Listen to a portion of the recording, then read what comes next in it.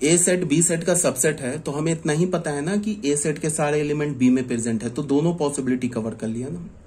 ऐसा भी हो सकता है कि ए सेट के सारे एलिमेंट बी में प्रेजेंट हो, ए बी इक्वल नहीं हो। ये भी हो सकता है कि set A set B equal हो। ठीक है, इसको मिला के ऐसे लिख लिया। ये आईटी के पॉइंट ऑफ व्यू से, बोर्ड के पॉइंट ऑफ व्यू से ये हटा देगा इक्वलिटी साइन यहाँ पे। ठीक है, तो अगर ए बी का सबसेट है तो बी ए का सुपर सेट है। ठीक है, एग्जांपल देख लो। ए सेट हमारे पास क्या दे रखा है 1 2 3 4 5, बी सेट क्या दे रखा है 2 5 4। तो यहाँ पे क्या है हमारे पास, बी जो है वो ए का सबसेट है। देख लो कैसा सबसेट है, प्रॉपर सबसेट है।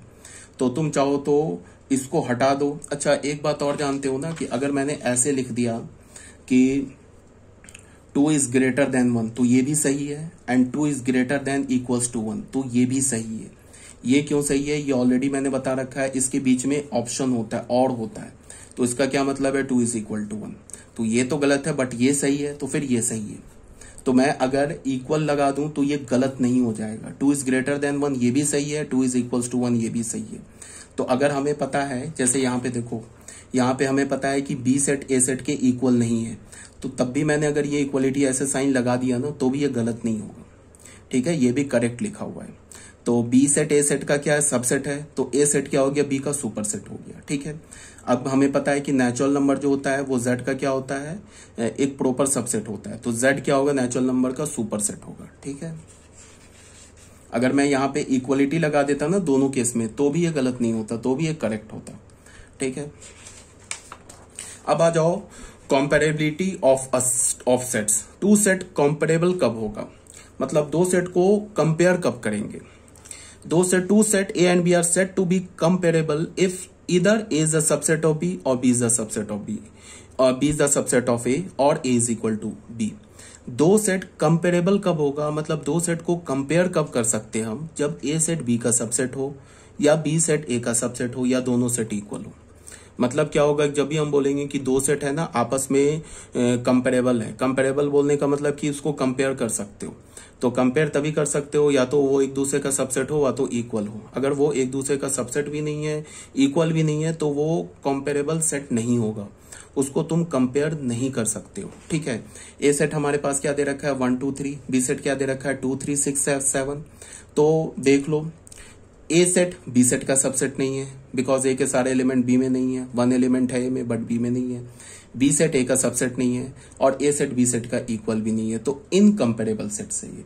ठीक है, ये क्या सेट है, इनकंपेरेबल सेट्स है, इसको कोई कंपैरिजन नहीं है। बस ये बच्चों एक डेफिनेशन है, याद करो, ये मतलब एक बार सुन लो, बोल भी जाओगे तो कोई प्रॉब्लम नहीं है। ठीक है, ये पूछेगा नहीं कि define when two sets are comparable, दो सेट्स कब कंपेरेबल होगा, इसको डिफाइन करो, कभी पूछेगा नहीं, बट एक बार सुन लिया। सेट ए 1 2 3 दे रखा है, सेट बी क्या दे रखा है 1 2। अब यहाँ पे देखो बच्चों क्या है, बी सेट जो है ए सेट का सबसेट है। कैसा वाला सबसेट है, प्रॉपर सबसेट है। तो अगर एनसीईआरटी होता तो एनसीईआरटी कैसे लिखता प्रॉपर सबसेट को, यहाँ पे तो हमें दिख रहा है ना कि बी सेट जो है ए सेट का प्रॉपर सबसेट है, तो एनसीईआरटी कैसे लिखता है, ऐसे, बी सेट ए का प्रॉपर सबसेट ऐसे and B is not equals to, NCERT ऐसे लिखेगा। ठीक है, आईआईटी होगा तो आईआईटी में ऐसे लिखेगा। ठीक है, ये हमारा एनसीईआरटी बोल रहा है कि प्रॉपर सबसेट है और आईआईटी में ऐसे बोल रहा है प्रॉपर सबसेट है। ठीक है, अब आ जाओ प्रॉपर्टीज ऑफ सबसेट्स। सबसेट्स की क्या क्या प्रॉपर्टीज होती है इसे हम लोग देख लेते हैं। पहला प्रॉपर्टी क्या है, every set is its own subset. जितने भी सेट होते हैं ना वो खुद के सबसेट होते हैं। क्यों होते हैं, सिंपल सा लॉजिक है, ए सेट का सबसेट है, where A is any set. क्यों, बिकॉज ए सेट के सारे एलिमेंट सेट ए में प्रेजेंट है, तो ऑब्वियस सी बात है ए सेट बी खुद का क्या हो जाएगा, सबसेट हो जाएगा। अब इसमें तुम्हें ध्यान में क्या रखना है कि हम अगर ऐसे लिखेंगे तो गलत हो जाएगा, ऐसे लिखेंगे तो गलत हो जाएगा। ए सेट कभी भी ए सेट का प्रॉपर सबसेट नहीं होता है। ये लिखने का क्या मतलब हो गया कि ए के सारे एलिमेंट ए में तो प्रेजेंट है बट ए में कुछ एक्स्ट्रा एलिमेंट भी है, तो ये तो गलत है ना। दोनों सेट सेम है तो ये तो एक्चुअल इक्वल सेट है ना। तो हमेशा जब दो सेट को तुम सबसेट यूज करोगे तो हमेशा तुम ऐसे यूज करोगे, ऐसे यूज करोगे आईआईटी के पॉइंट ऑफ व्यू से। अगर एनसीईआरटी है तो ये भी चल जाएगा, कोई दिक्कत नहीं है। एनसीईआरटी है तो ये भी चल जाएगा, is the subset of A. ठीक है, और ए के सारे एलिमेंट ए में प्रेजेंट है, ये भी चल जाएगा। ठीक है, या फिर तुम एक काम करो, दो सेट अगर सेम सेट है तो हमेशा तुम ऐसे ही लिखो, ठीक है। इसका क्या मतलब हो गया, इसका मतलब ऐसे अगर तुमने लिखा, इसका क्या मतलब हो गया, एक तो ये मतलब हो गया ए सेट खुद का प्रॉपर सबसेट है, जो कि गलत है, और बीच में इसमें ऑप्शन होता है ए इज इक्वल टू ए, ये सही है, तो ये सही है, तो फिर ये सही है, ठीक है। अब सेकंड पॉइंट क्या बच्चों, empty set is a subset of each set. Empty set जो होता है ना, नल सेट, वाइड सेट जो होता है ना, वो सारे सेट्स का सबसेट होता है। वो एम्प्टी सेट खुद अपना भी सबसेट होता है। क्यों होता है, क्योंकि फर्स्ट पॉइंट में मैंने क्या बोला, every set is its own subset, तो फाई भी खुद का सबसेट होगा, और फाई जो होगा ना सारे सेट का सबसेट होगा। जितने भी इनफाइनाइट सेट्स हैं दुनिया के में, जितने भी टाइप्स के सेट एग्जिस्ट करते हैं, उन सारे सेट्स का सबसेट क्या होगा, एम्प्टी सेट। अब इसको हमने थोड़ा लॉजिकली लिखा है, समझ में आता है तो अच्छी बात है, बट तुम क्या करो, नहीं समझ में आता है तो कोई प्रॉब्लम नहीं है, बट तुम्हें याद क्या रखना है, empty set is the subset of every set including itself. या हमने क्या बोला, let phi be any empty set and A B any set. Phi हमने एम्प्टी सेट ले लिया और ए कोई भी हमने सेट ले लिया, इट कैपिटल ए कोई भी सेट ले लिया, ये फाई भी हो सकता है, ठीक है। Since phi has no element, phi में तो कोई एलिमेंट नहीं होता है, फाई जो सेट होता है, एम्प्टी सेट होता है, उसमें कोई एलिमेंट नहीं होता है, therefore we can say that there is no element in phi which is not in A. अच्छा, इसका क्या मतलब हुआ कि अगर मैंने बोला कि ए सेट बी सेट का सबसेट है, तो इसका क्या मतलब हो गया कि ए सेट के सारे एलिमेंट बी में होंगे।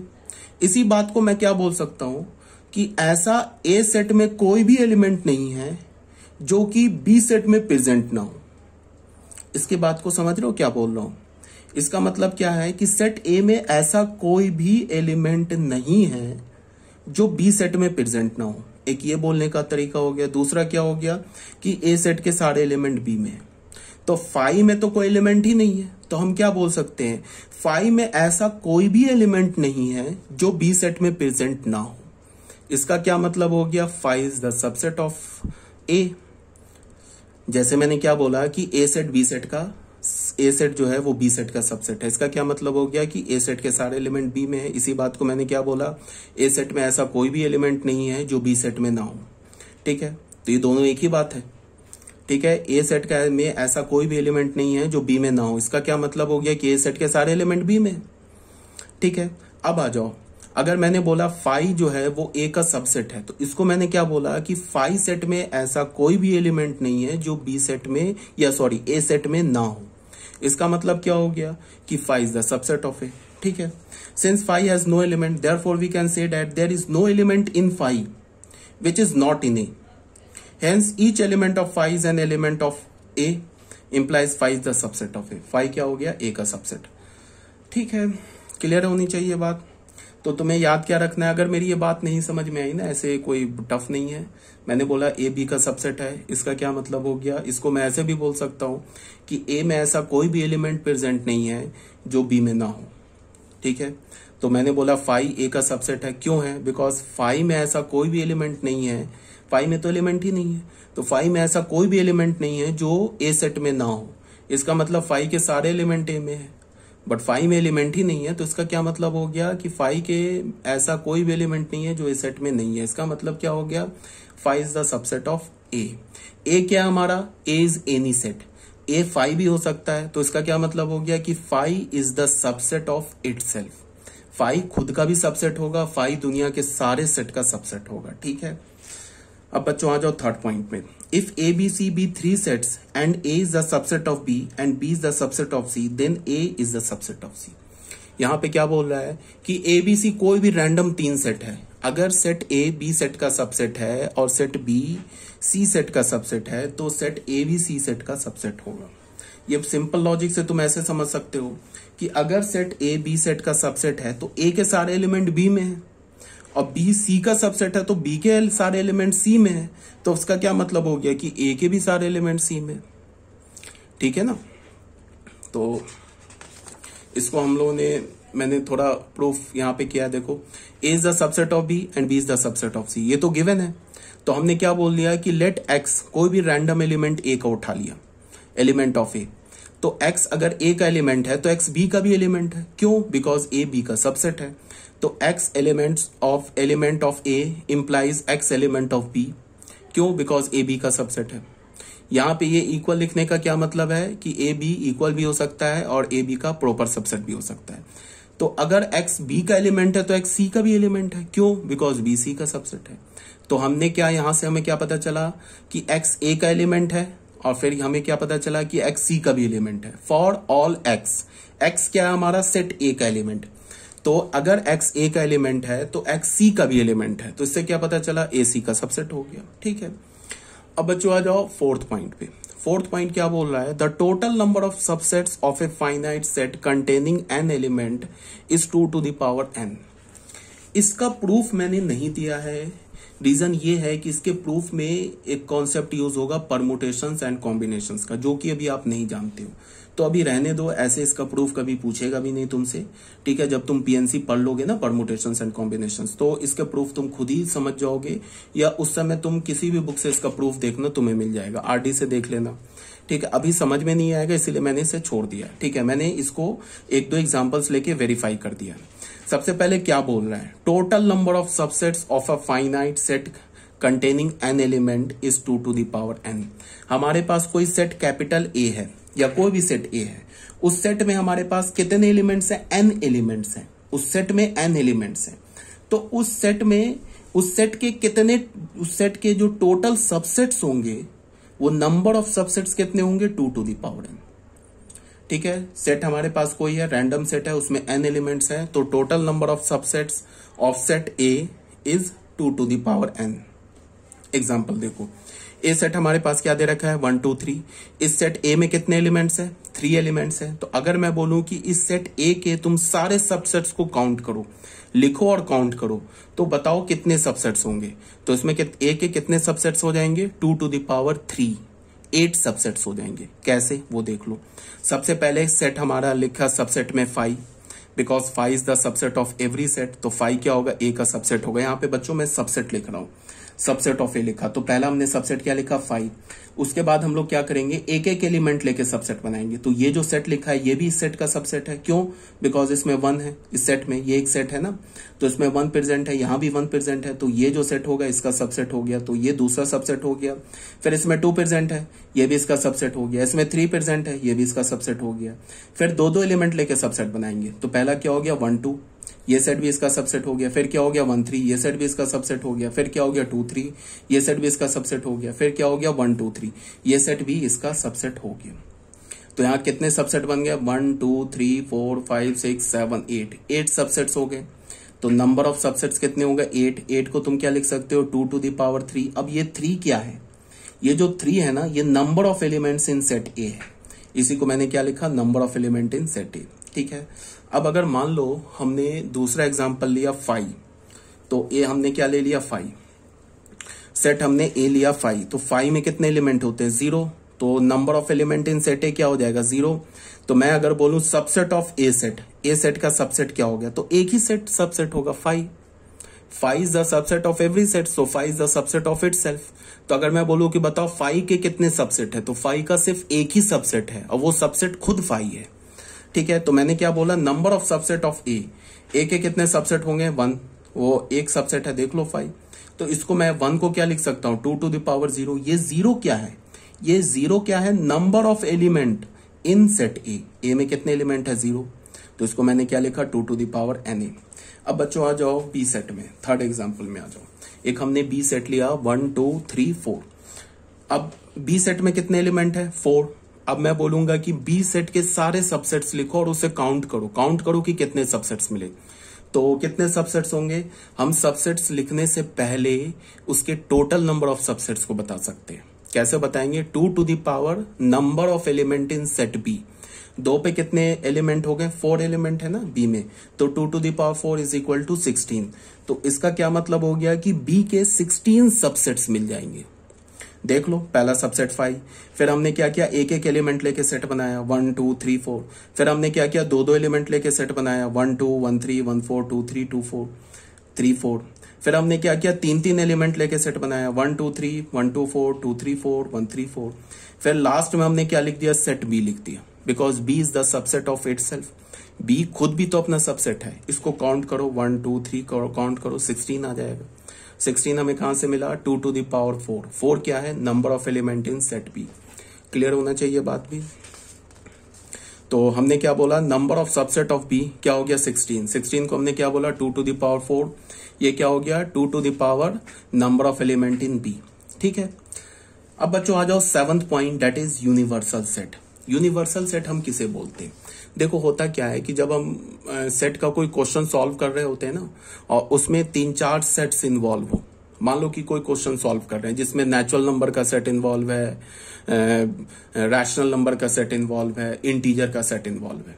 ठीक है, तो हम क्या करेंगे, एक यूनिवर्सल सेट डिफाइन करेंगे। एक ऐसा सेट डिफाइन करेंगे जो गिवन क्वेश्चन में या गिवन कॉन्टेक्स्ट में जितने सेट्स इन्वॉल्व हैं उन सारे सेट्स का वो सुपर सेट हो।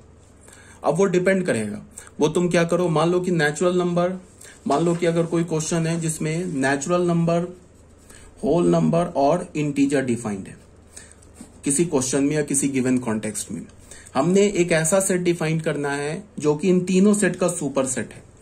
तो कोई बच्चा बोलेगा कि रैशनल नंबर डिफाइन कर लेते हैं, बिकॉज रैशनल नंबर है वो भी नेचुरल नंबर का सुपर सेट है, होल नंबर का सुपर सेट है, इंटीजर का सुपर सेट है, तो हम रैशनल नंबर डिफाइन कर लेते हैं। तो ठीक है, कोई बात नहीं है।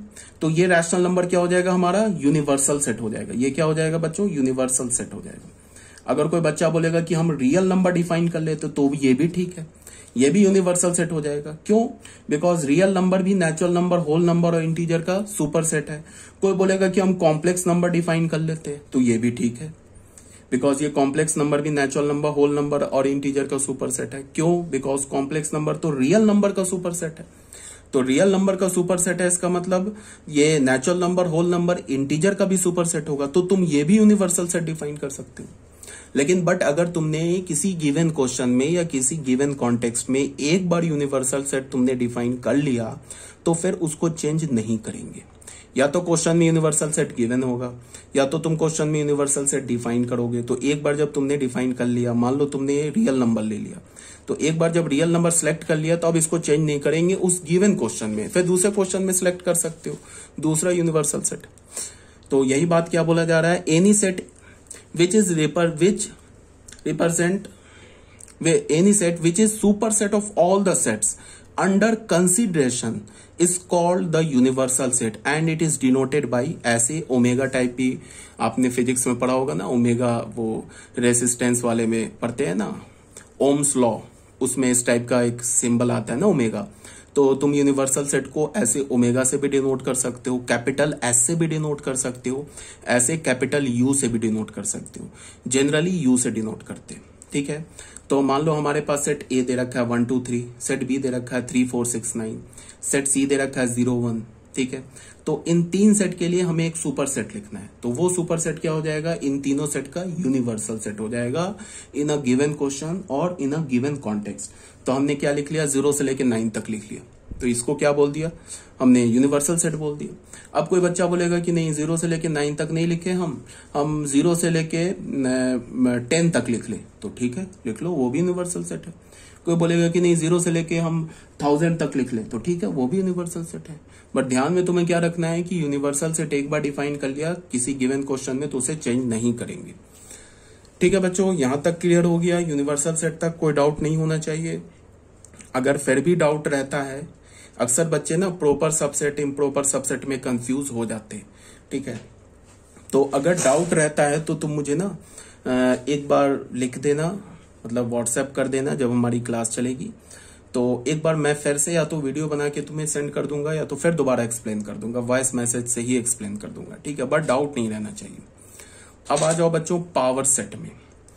पावर सेट क्या होता है, द कलेक्शन और family of all the subsets of A is called the power set of A and it is denoted by P और ब्रैकेट में ए।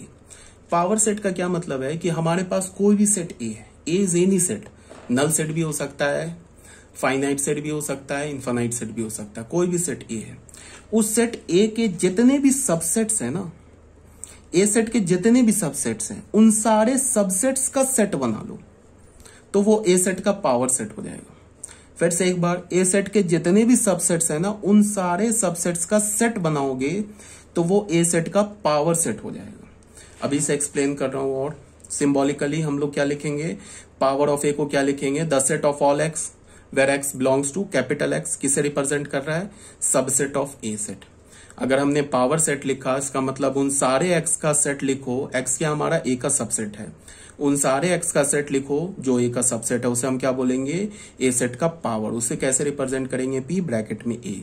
10 अगर कैपिटल एक्स एलिमेंट है पावर ए का, if and only if x जो होगा वो ए का सबसेट होगा। अच्छा एक बात बताओ, मैंने पावर में क्या बोला, पावर में मैंने बोला ए के सारे सबसेट्स का सेट बनाओ, तो ए के सारे सबसेट, तो सबसेट तो सेट है ना, तो पावर ए का जो एलिमेंट होगा वो क्या होगा, वो एक सेट होगा, सेट। और कैसा सेट होगा, ए का सबसेट। ठीक है, पावर ए के एलिमेंट की बात कर रहा हूं, पावर ए जो सेट होगा ना उसके जो एलिमेंट्स होंगे वो एलिमेंट क्या होंगे, ए के सबसेट। ठीक है, और सबसेट क्या होता है हमारा, सेट होता है। तो 10 हमने क्या बोला, कैपिटल एक्स किसे रिप्रेजेंट कर रहा है, सेट को। ये कैसा सेट है, ये ए का सबसेट है। तो अगर ये कैपिटल एक्स ए सेट का सबसेट है तो पावर ए का एलिमेंट हो जाएगा, if and only if x is the subset of A. Clear है ये बात।